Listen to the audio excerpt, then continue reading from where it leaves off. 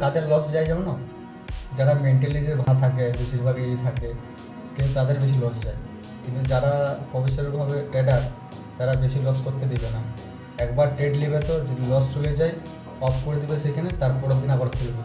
ভাব বললাম তো সে লস চলে গেছে, কিন্তু সে আরেকবার ধরবে যে আরেকবার যদি হয়ে যায়, কিন্তু ওইটা করতে করতে কিন্তু তাদের দমে লস চলে যায়। কিন্তু নেই, ট্রেডিং হচ্ছে তোমার প্রফিট হচ্ছে হবে, তোমার লস হয়ে যাবে এই নাম বলছে। ভাব আছে তাদের হচ্ছে 1000 হচ্ছে, 1000 থেকে হচ্ছে আর 500 বাড়াতে চাইছে, কিন্তু সেখানে লস চলে যাবে।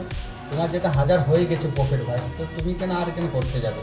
তুমি তো এবারে বন্ধ করে দেবে, এবারে তার পরের দিন দেখো তুমি যে একটা যখন ক্যালকুলেটর যখন করবে যে আমি এই 1000 থেকে আমি 1000 যাবো, এই পার্সেন্টে আমি বেরকাবো বা 2% বেরকাবো, তো সেখানের মধ্যে তোমার সিকিউরভাবে থাকবে।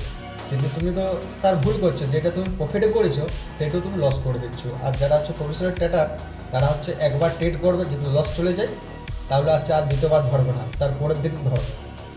এইটাকে ট্রেডিংয়ের টিপস বলে। যদি ভালো লাগে ভিডিওটা শেয়ার করবে, লাইক করবে, চ্যানেলটা সাবস্ক্রাইব করে দেবে।